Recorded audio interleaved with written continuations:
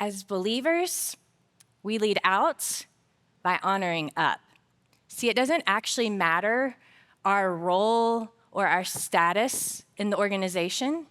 We can make an impact through the way we respect our leaders. Some of you might be thinking, okay, you don't know my leader. They deserve no respect. Or you don't know how they've treated me all these years, or the toxic work environment that they've created. And I would say I have had every single one of those thoughts and am right there with you. When I was working on this talk, I was reminded of an undeserving leader. She had called us all into the office on a Saturday. We were behind, so we were going to have this day-long meeting where we worked on projects. And so we had this long conference table. So we're all putting our things down on the sides. And she always came in at the end, and she had these big binders with all these papers in them for our projects. And she puts her stuff down. She starts the meeting. And about 10 minutes in, something triggers her. And she starts yelling. And she's cussing at us. And she gets so mad that she pushes her stuff away from her. And when she pushes her stuff, it hits our stuff. And so papers are flying. And then she just gets up and walks out of the room and leaves the building. And I remember thinking, this is what I gave up my Saturday for. And why would I respect someone like her? And so as I was working on this talk and remembering that situation and those feelings and just the questions that came from that moment, something funny and humbling happened. And it has to do with this fella, this fluffy guy. His name is Glenn. So earlier this summer, I was walking through our house and I happened to look in our sunroom. Glenn and our twins, Haddon and Carolina Tate, are in the sunroom. Critical to this story is we have one set of Pottery Barn pillows in our house. They're also in the sunroom. And I happened to walk by, and Glenn is on the sofa, which he is not supposed to do, and he has one of those pillows, and his big paws are around it, and he is like gnawing at the pillow. Like saliva's coming down. He's just going to town on this pillow. And my kids are in there. And so for some reason, when I saw this, I got so angry. This like came up in me. I yelled his name so loud that my son Haddon burst into tears and ran out of the room. But I was undeterred, and I look at Carolina Tate and I say, how were there two humans in this room? And no one thought to tell the dog, stop chewing on the pillow. And now she's crying, and she's like, Mom, please stop yelling. Like, you scare me. You're yelling. You're scared. And so we just keep going, and we have this interaction.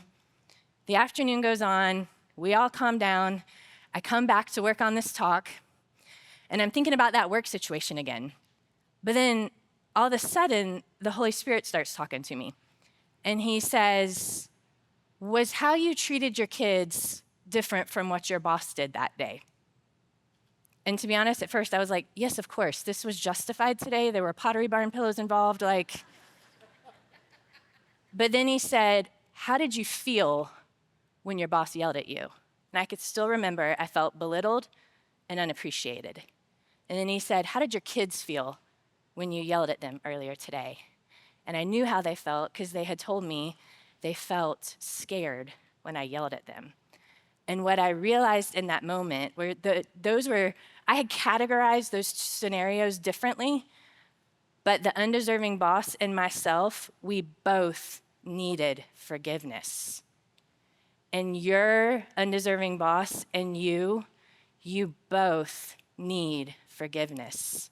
Colossians 3:13 says, bear with each other and forgive one another if any of you has a grievance against someone. Forgive as the Lord forgave you. You see, I'm using a double standard if I pick and choose who deserves my respect. And as believers, it is not, or how we honor people is not based on who deserves respect, but on what Christ has done for us. And so then that leads us to the question, and when we know this, that leads us to the question, how do we lead out? By honoring up. And what does that look like on a daily basis? Well, first, we see the value in people. So my friend Rebecca works in accounting. She used to work for one of the big four accounting firms. And she said that her leader created such a toxic work environment that it had actually started to make Rebecca physically ill. And so she's a believer, so she decided to start praying about what to do. And she said, I started praying for my leader. And all of a sudden, she said, I started to feel empathy toward that leader. And she said, I started to have these questions like, what kind of pressure might she be facing? And if I were in her shoes, how would I want to be treated? And she said, and then I just started treating her like that. And she said, I actually started praying for my leader's success. She said, I prayed that she would be successful in every area of life. And she said, when I did that, I couldn't hate her anymore. She said at the end of their busy season, her leader actually came to her and said, hey, I noticed how you treated me, and you had a lot of empathy toward me. See, Rebecca saw the value in her leader as a person, and we can do that. It's a way to lead out by honoring up. And I think it's natural when we work with leaders who don't deserve respect that people sometimes just do mediocre work, but not us as believers. We humbly bring our best. And I love Esther from the Bible. She does this so well. So King Xerxes is a pagan, evil, selfish king. He listens to evil people. Haman's one of those evil people. And Haman creates this plan to kill all the Jews in the kingdom. And it seems like Xerxes kind of nonchalantly agrees to the plan to kill the Jews. And if you look in Esther 3:15, so after the decree has been made to kill the Jews, it says, and the king and Haman sat down to drink, but the city of Susa was thrown into confusion. And when the city was thrown into confusion, Esther, who once questioned her identity as a child of God, she steps up to humbly bring her best. And she prays, she asks her friends to pray for her, she fasts. But what I love about Esther is she is so strategic. If you read Esther chapters 4-8, you see she's incredibly strategic. I think she uses this like divinely inspired wisdom and social awareness in how to approach the king to reveal Haman's evil plan. And if you read it, you see that she's really just thoughtful. So she plans a banquet. She thinks about when to approach the king and how to approach him and the timing. And when she does and speaks the truth to reveal the evil plan, Xerxes changes his mind and people are saved. And those are all strategic tips from Esther that we can utilize in our daily jobs. And thankfully, a lot of what we do isn't life and death. And I think Craig Rochelle, he sums it up really well. He says, learn your leader's rhythms and the best time to approach them. And when you do, approach them with kindness and clear communication. Or maybe humbly bringing your best looks like my friend Heather. She does her best attitude, or she brings her best attitude and she does her best work. She owns a consulting firm and she has this client who is just, they just operate in this chaotic environment and they don't communicate well. There's just a lot you could say they don't deserve. But what I've noticed about Heather is she's chosen to operate with care and grace toward them. She told me one time, she said, I just don't enter into their chaos. But what she does do is she shows them a different way to work. She does excellent work, she does it on time, and she doesn't scramble at the last minute. She brings her best attitude, she does her best work, and it's a way to lead out by honoring up. And then lastly, we speak truth. So Daniel from the Bible does this with Nebuchadnezzar. Nebuchadnezzar is another evil pagan king. He captures Jerusalem, captures the people. Daniel's one of those people. And Nebuchadnezzar has this dream. And in those days, dreams were believed to predict the future of the kingdom. So Nebuchadnezzar actually had people on his staff to interpret the dream. But for some reason, this time, no one could interpret the dream. And he gets so angry that he says he's going to kill all the interpreters on his staff. And again, in a time of crisis, a follower of God steps up. And if you look in Daniel 2, you can see his response. Similar to Esther, he prays, he fasts, he asks his friends to pray for him. He goes boldly also to the king, speaks truth, interprets the dream, credits it to God, and again, people are saved. And we know that Daniel remained a source that continued to point Nebuchadnezzar to God's truth. And down the road, Nebuchadnezzar was humbled and actually confessed to the one true God. The study notes in my Bible say that God used Daniel's faithfulness to bring light to Nebuchadnezzar. You see, an undeserving leader came to know God's mercy because a follower of God was willing to lead out by honoring up. And the God who did that in Daniel's situation is the same God who's still in our workplaces today.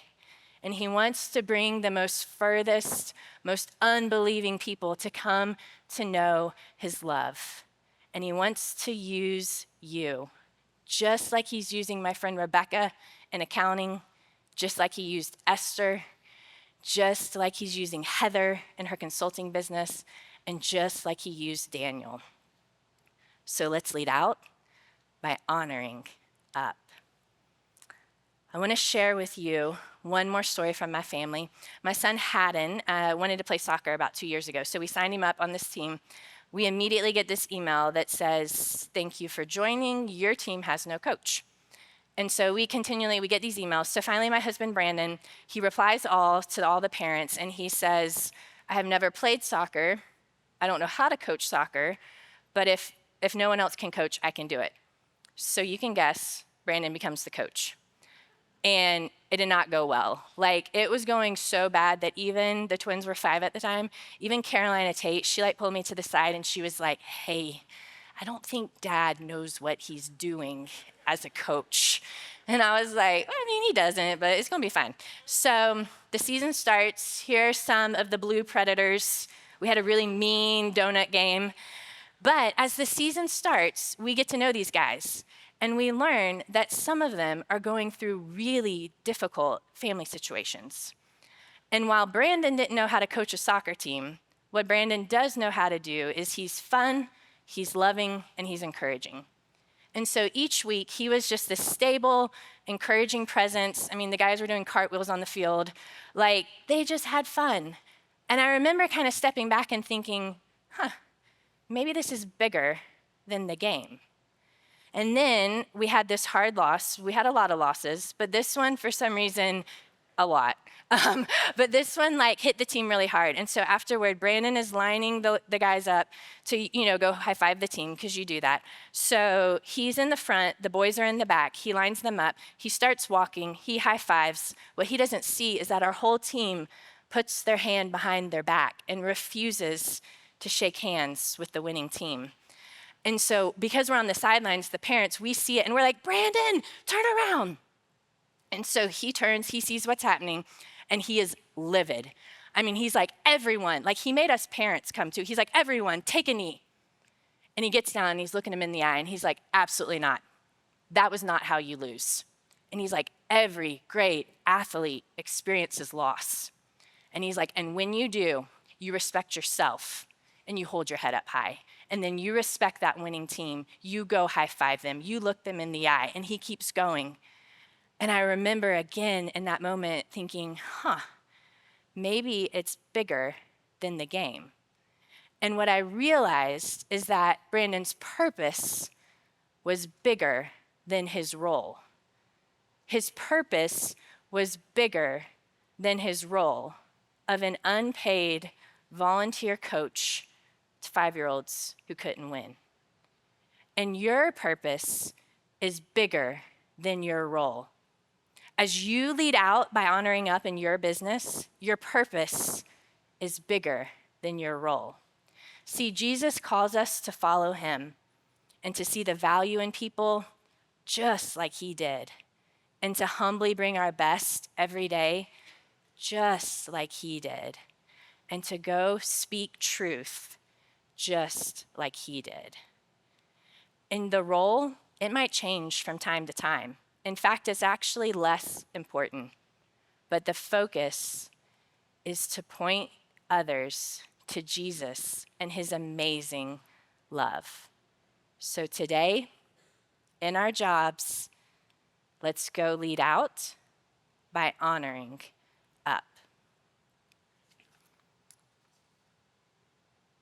And so we're also going to pause one more time just for a minute of reflection.